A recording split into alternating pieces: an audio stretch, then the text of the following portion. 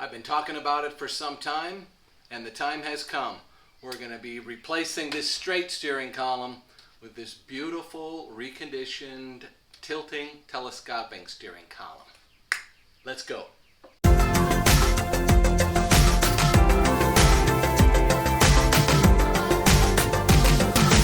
You're watching On the Mark with Mark. I thought it might be useful to take a look at these side by side and see what kind of differences there are in these things. I think they are pretty close to the same, but I've heard people saying that some of the dimensions are different. So from this top edge here to where the firewall would be is 15 inches on the straight, and it's 15 inches on the tilting column. The locking mechanism for the transmission looks to be identical. You know what? This one's got a spring in this area here, and this one does not. I wonder what that deal is. This shaft is sticking out 4 3/4 inches, and this shaft is sticking out 3 or 4 inches. Yeah, 4, actually 3 3/4 inches, so an inch difference there. But I think that is kind of adjustable. This electrical connection here is a little bit different, a little different makeup. This is the 73. I really don't know what year this column came from. This I bought at a swap meet, and get ready, I paid $75 for this column. But don't worry, I've got about $700 in it the way it sits right here. It needed completely rebuilt and had several broken parts in it. But as far as the electrical connection goes, boy, oh, I see. I don't know why they did this, but they're opposite. These 3 are flipped around in that direction. So that might be a challenge for some of my old wiring there to be able to make that switch. And then we've got these 2 connectors here, and it looks like pink, black, blue, brown, purple, black with a yellow stripe, yes, green, and black with a white stripe. So the color codes are the same here. Now we start seeing a little bit of difference in lengths of things when we get up into the part that's actually in the interior. You'll have to excuse the dust on my new column here. Kind of kills me that it looks dirty like that. Let's go, we're going to go from this surface right here. How about out to the end of the horn button? See what we get. Of course, this is the telescoping column. That's 17 3/4, and this one is looks like 7. No, let's go full 18. So a little bit longer in the compressed position, but of course, if I loosen this, that comes out quite a ways. So let's see how much throw we've got here. There is 19 3/4 down to 17 3/4. So 2 inches of adjustment there. That's pretty neat. I'll lock that down again. The shapes here are a little bit different. Let's see, there's a collar right here. On the tilting column, it's 2 3/4. On the straight column, it's still 2 3/4. Boy, they don't look the same. Looks like I got this off a little bit there. There we go. And then this tilting column has a different plastic shroud around it right here that the straight column doesn't have. So I can't really get a good one-to-one measurement there. But I can take a measurement to the key. This is kind of interesting. From that bracket to the center of the key is 10.5 inches. Now that does not telescope. This stays put. It's only this part out here. The standard column, wow, is 13.5. 3 inches of difference where the key is for the tilting telescoping. So I'll be reaching into towards the dash a lot more with my new column here. Also, you can see the turn signal lever. We can take a measurement for both of those. It's 12 inches from that bracket, and on the standard column it's a full 15 inches from the bracket. And that caused some problems for me here because this steering wheel doesn't have enough dish to it that it really should have had. You can maybe see that my hand just barely fits past the steering or the turn signal lever. I used to accidentally tick that all the time, but now this will be more factory correct, even with this different steering wheel. This is not a factory steering wheel here, but I think it's a really neat one. Okay, so that's how they look on the bench here.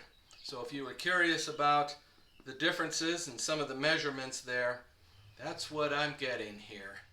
Time to tear into this. So here's the plan. I'm going to lift the steering column over. There's a bunch of wiring and some hoses and things that I know need to go under the steering column. So I'm going to get it over those, and then I'm going to get it started through the hole in the firewall. Now I've already taken off this bracket right here. This was a real bear when I was pulling the steering column out, and it was also very difficult to try to get off of the steering column while it was in the car.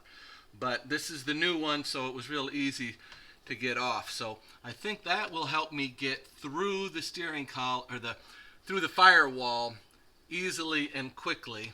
And then I'm going to make all my electrical connections, and then I'm going to prop the steering column up so that it's close to where it needs to be, but not bolt anything up yet. And then I'm going to go on the engine side and I'm going to mount this bracket right here, and then I'll see what kind of fiddling around I got to do to get this rag joint to line up, and I'm going to bolt that together first. And then I'm going to come back and I'm going to hit these bolts down here, which will lift the steering column up into close to its final position. And then there's slots in those holes for these bolts right here. And then before these are tight, I'm going to get up there on the firewall and I'm going to screw the plate that's mounted to the steering column to the firewall. So that will determine its distance to and from the steering, or to and from the dash. And then once that is tightened down, then I'm going to come back and I'm going to tighten down these bolts that hold it up right next to the gauges here. Sounds simple? Here's the wires that I was talking about. This is completely loose. This is the stuff that needs to get plugged into here. So hopefully that doesn't go too bad. But the first step is to get through the firewall over the wires. Oh man, we got to get that plate past those wires too.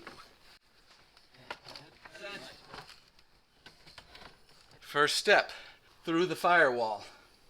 Let's take a look on the engine bay side and see what we've got.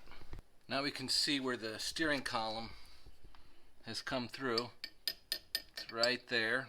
And that flat part of the shaft is right on top, and that's what's going to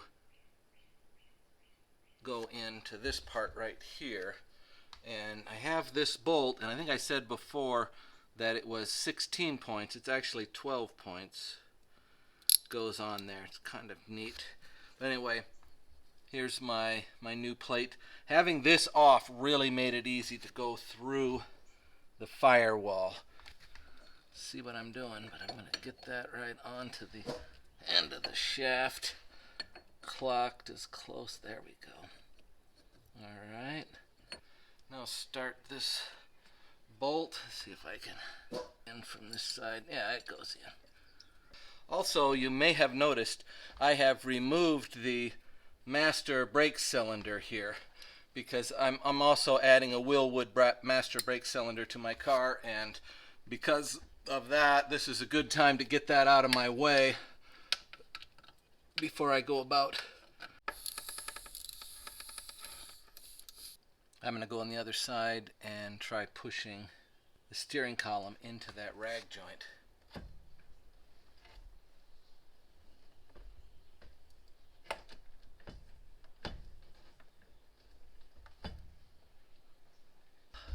I was pushing the steering column in so far, it dawned on me that I needed to get all the wires plugged in first. So that's been done.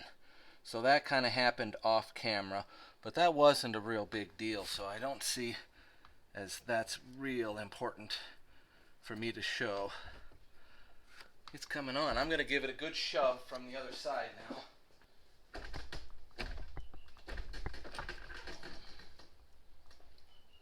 far side one is actually in pretty good. It's just this close one. There's two different size holes in this bracket at the end of the steering column. So when I first tried lining it up, I had the small bolt going through the large hole, and then I couldn't figure out why the other one wouldn't fit. Well, who'd have thought that there was two different sizes? It's really strange because even though it's two different size bolts, the nuts that are on those bolts both use the same size wrench. So very strange. Are those two different size nuts? They are. What the hell? That is crazy. There's two different size bolts on this. I never noticed it before. Small nut, finger tight. Now I'm flipping it over. And now I'll do the large nut. This is a 9/16.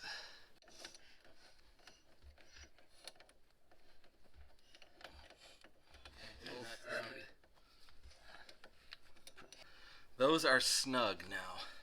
So the rag joint is on.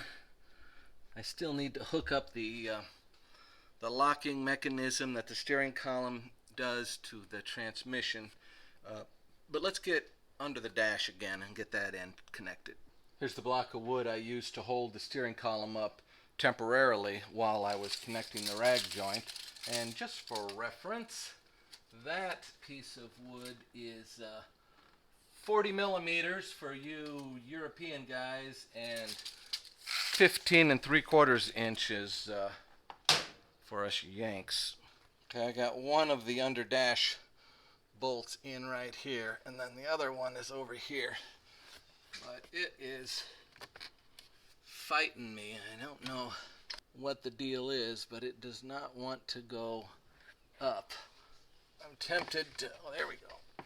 There we go. Yeah. All right, here's the bolt. Let's see if I can get it started. There we go. Okay, jammed my board back in here again and got it up there nice and close. Now I can get it in. And I'm just putting these in just finger tight because we still got to locate the steering column front and back by the bolt that goes through the firewall. Right there they are. Now the question is, what did I do with the hardware for those two holes right there? This is kind of funny because I didn't do anything with that hardware. The hardware is attached to a plate, and when I took the steering column out, that plate just happened to fall down here and get caught on this cable here. Or is it attached to this cable? Oh, it is. It's attached to the cable that is the lockout for the transmission. So that's why I left it under here.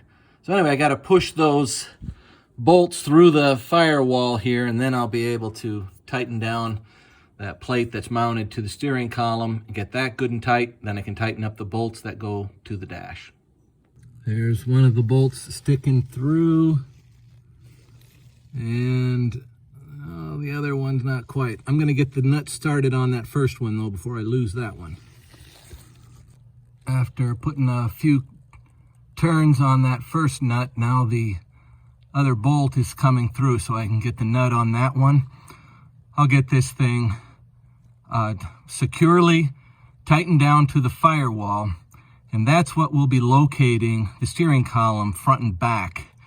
And then I'll tighten down these other bolts right here, which I don't know if you can see, but they're actually in slotted holes that the steering column is mounted on.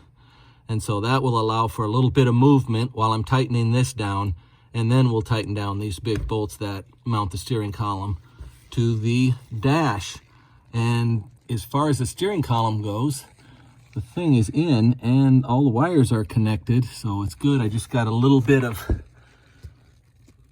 cleanup to do down here with a plate, and I've got to remount that bracket.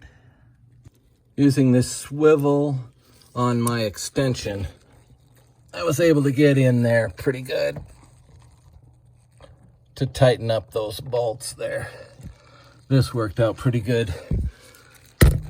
And if you remember from my removal video, I used a 13mm deep well socket to get that on. So now the steering column has been located by the firewall, and I'm ready to tighten these nuts down. Actually, they're bolts right there.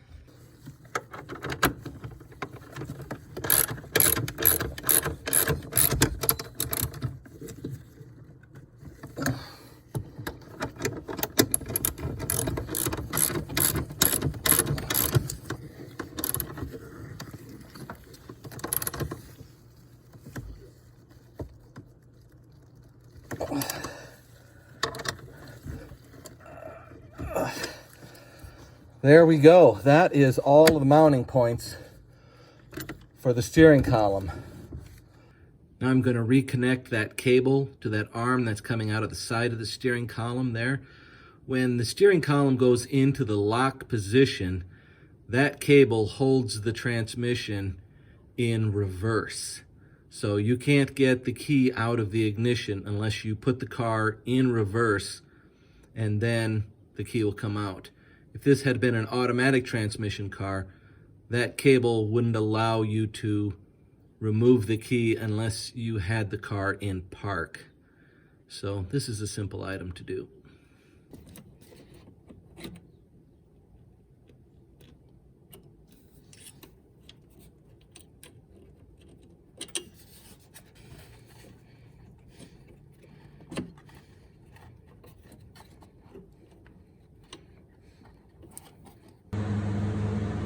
Got the pin on there, so that's good to go. There's also a spring down here that goes on this lever for the clutch. It goes up and attaches to that bracket, that plate that had the bolts in it that bolted the steering column to the firewall. So I just need to tighten up this rag joint before I go. I wanted to keep it loose so I still had plenty of movement while I was getting it all lined up. So that just needs to get tightened up, and everything under the hood here is done. Down here under the steering column, I just need to remount this little bracket here, and then I've got this little cover plate that goes on. Those are the only two things left in here, and I think we can call it finished. So I'll do those off camera. That last cover plate is on down here, and that is it. Boy, I've been waiting for this for a long time. That is so sweet. Well, here it is, finally installed. Get a load of this. Look at that, I could put it clear down to there. Get it out of my way. Now look at this. Look at how much room I've got to lean out of here. Okay, it'll probably be more back down here, but still, oh my gosh. Look at that, I can get right under it, no problem. I am loving this thing. I have waited a long time to get one of these, and I can't believe I finally did. And I got it installed. Look at that. That is gonna be great for running around the track. Boy, that's nice and close here. That is awesome. I am so jazzed about this. Thanks for watching this with me. This is good and solid in here. And now I got the tilting telescoping steering column. Very cool option. Get out of my way. Here we go. Look at that. Getting right out. No problem.